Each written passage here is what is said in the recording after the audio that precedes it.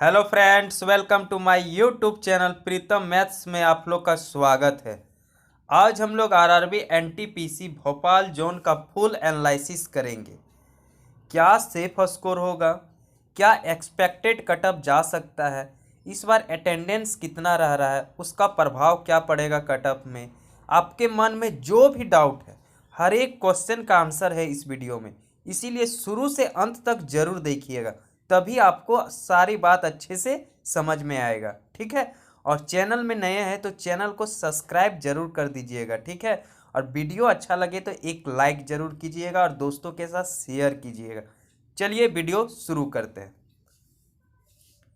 तो सबसे पहले 2019 का वैकेंसी का रिव्यू करते हैं। 2019 में जो फॉर्म आया था एनटीपीसी में, भोपाल जोन में वैकेंसी है आपका 997। 2016 का एनटीपीसी 2016 का जो एनटीपीसी था इस बार उस वैकेंसी से कम है। ठीक है। पिछला 2016 में जो वैकेंसी था उसमें 1100 के लगभग आपका वैकेंसी था भोपाल जोन में।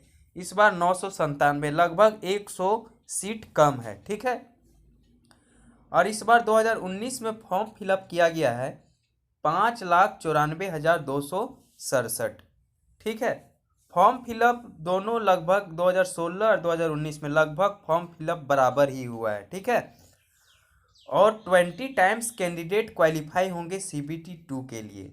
ठीक है। और पिछला बार जो 2016 का एनटीपीसी था उसमें 15 गुना लिया गया था, मतलब कि 19,440 कैंडिडेट क्वालिफाई होंगे सीबीटी 1। ठीक है। और अटेंडेंस अटेंडेंस आपका 50 से 60% हो रहा था। ठीक है।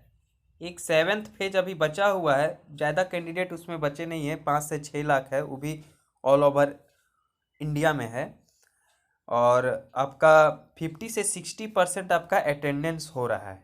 ठीक है। यदि 50 से 60% अटेंडेंस हो रहा है, यदि हम इसको 55% मान लेते हैं कि 55% कैंडिडेट अपियर हो रहे हैं सीबीटी 1 के एग्ज़ाम में, तो 5,94,267 है। इसको हम 55% लगभग 3,20,000 के आसपास आएगा। ठीक है। लगभग 3,20,000 के आसपास, मतलब कि 3,20,000 स्टूडेंट एग्ज़ाम दे रहे हैं सीबीटी 1। ठीक है। और जो एग्ज़ाम दे रहे हैं ये कुछ ना कुछ तैयारी है तभी एग्ज़ाम दे रहे हैं। और जो कैंडिडेट एग्ज़ाम देने नहीं जा रहे हैं, जो आपका 40 से 45% स्टूडेंट जो एग्ज़ाम देने नहीं जा रहे हैं, वो सबसे मेजर रीज़न है कि वो उसका तैयारी अच्छा नहीं है, या 2 साल पहले फॉर्म आया था इस कारण 2 साल के बाद एग्ज़ाम हो रहा है। तो बहुत सारे कैंडिडेट हैं कि तैयारी छूट चुका था, इसीलिए सोचे कि मेरा एग्ज़ाम निकलेगा ही नहीं तो हम क्यों एग्ज़ाम देने जाएंगे। ठीक है। इस कारण अटेंडेंस थोड़ा सा कम हो रहा है, लेकिन जो भी तैयारी है वो सब स्टूडेंट एग्ज़ाम देने जा ही रहे हैं, एनी हाउ एग्ज़ाम देने जा रहे हैं, क्योंकि 2 साल से जो तैयारी कर रहा था, इंतज़ार कर रहा था कि मेरा एग्ज़ाम कब होगा, एग्ज़ाम कब हुआ, फाइनली एग्ज़ाम हुआ, तो वो सब एग्ज़ाम तो देने जाएंगे ही।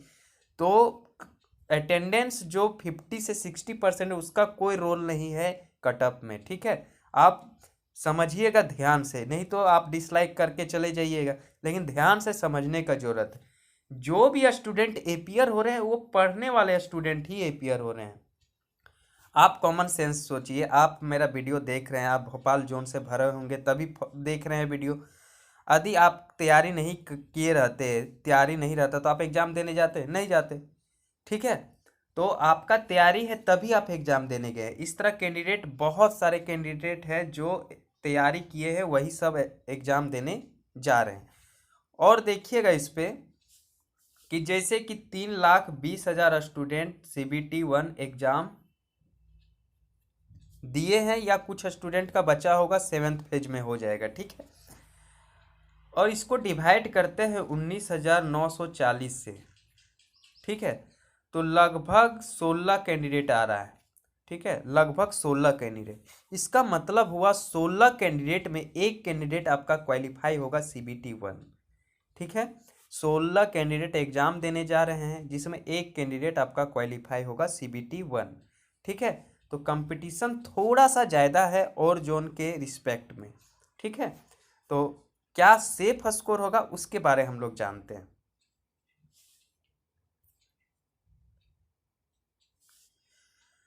सेफ स्कोर को जानने से पहले हम इसको 3 पार्ट्स में डिवाइड किए हैं, इजी शिफ्ट, मॉडरेट शिफ्ट और टफ शिफ्ट।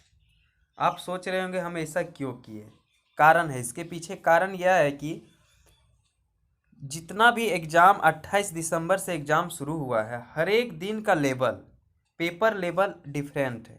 ठीक है, किसी दिन आपका स्टूडेंट का अटेम्प्ट 85, 80, 82, 90 तक चल जा रहा है, तो हम इसको इजी शिफ्ट का कैटेगरी में रख सकते हैं। जिसका अटेम्प्ट 80 प्लस जिस शिफ्ट में हो रहा था उसको हम इजी शिफ्ट का श्रेणी में रख सकते हैं। ठीक है, और मॉडरेट शिफ्ट में रख सकते हैं 70 प्लस, जिस शिफ्ट में 70 प्लस अटेम्प्ट हो रहा है, जैसे कि 72, 73, 70, 68, 70 के अराउंड में यदि हो रहा है अटेम्प्ट, तो उसको हम मॉडरेट शिफ्ट में रख सकते हैं। ठीक है, उसको हम मॉडरेट शिफ्ट में रख सकते हैं।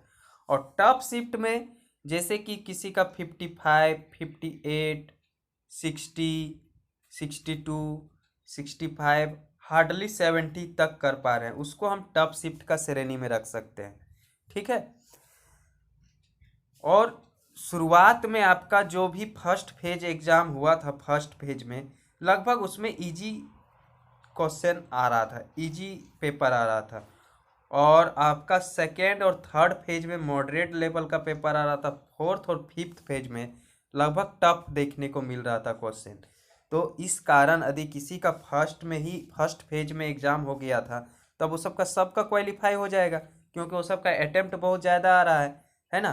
तो ऐसा नहीं है, इसलिए एक नॉर्मलाइजेशन प्रोसेस है जिसके तहत सबको इक्विवेलेंट किया जाएगा, किसी के साथ भेदभाव नहीं किया जाएगा। ठीक है, यदि किसी का इजी शिफ्ट में पड़ा है, 66 मार्क्स आ रहा है, तो उसका थोड़ा नॉर्मलाइजेशन में आपका 5 से लेकर 10 नंबर तक बढ़ने का संभावना है। ठीक है, और मॉडरेट शिफ्ट में किसी का है, तो मॉडरेट शिफ्ट में कम से कम 10 से 12 नंबर बढ़ने का संभावना है। और किसी का टफ शिफ्ट में है तो उसका 15 से 20 नंबर बढ़ने का संभावना है, ताकि इजी शिफ्ट में किसी का पड़े और किसी का टफ शिफ्ट में, दोनों को इक्विवेलेंट किया जा सके। ठीक है, जो भी हम बता रहे हैं वो ध्यान से समझने का कोशिश कीजिएगा। ठीक है, अधिक आप जैसे कि 80 अटेम्प्ट किए, ठीक है, और 10 गलती कर दिए, तो इस 70 तो पहले आ गया 70 और 10 का 1/3 लगभग 3.33, मतलब कि आपका आ गया 66.37।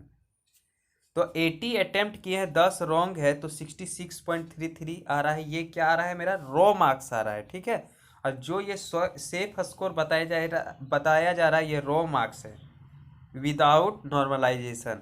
ये नॉर्मलाइजेशन का मार्क्स इसमें ऐड नहीं हुआ है। ठीक है, जो आप अटेम्प्ट किए थे कट छट के जो भी मार्क्स आ रहा है, तो वो रो मार्क्स कहलाता है। वही रो मार्क्स के बेसिस पे हम सेफ स्कोर बनाएं कि यदि इतना मार्क्स आ रहा है तो आप बिल्कुल सेफ हो।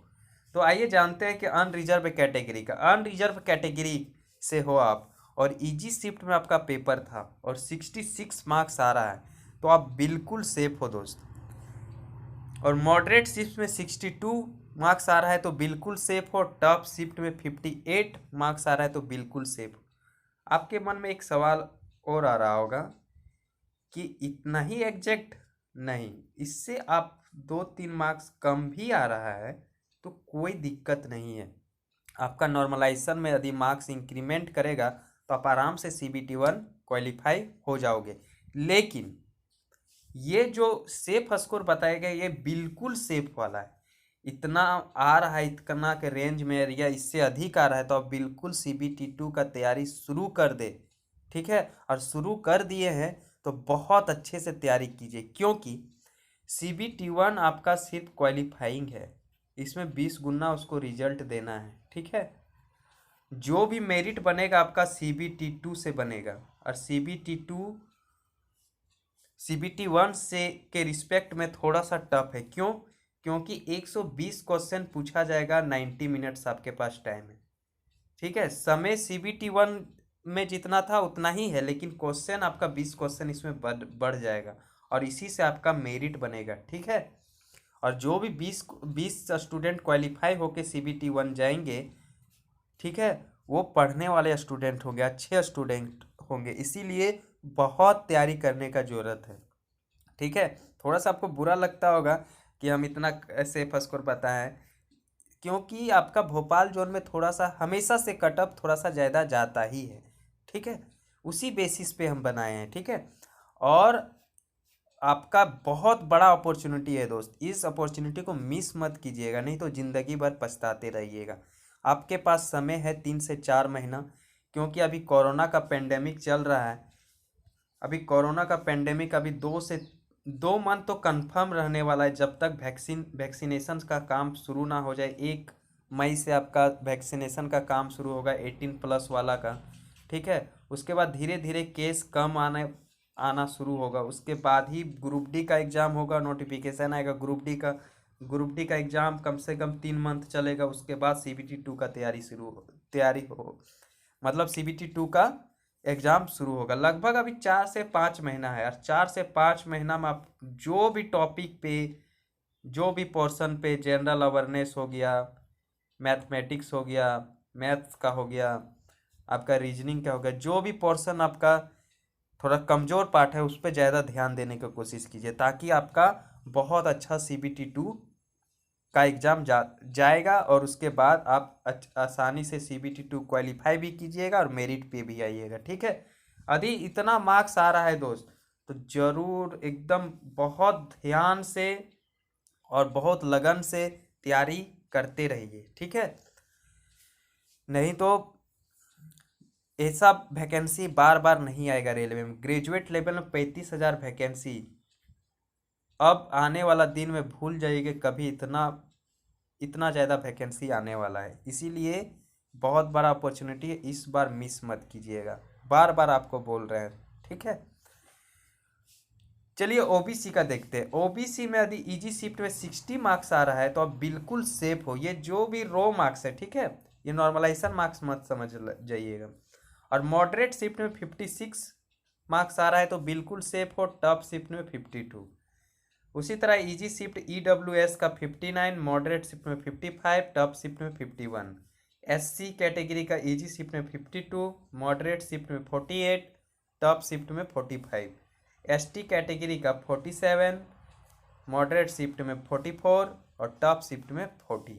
यदि इतना मार्क्स आ रहा है तो आप बिल्कुल सेफ हो। क्या एक्सपेक्टेड कटअप हो सकता है उसके बारे देखते हैं।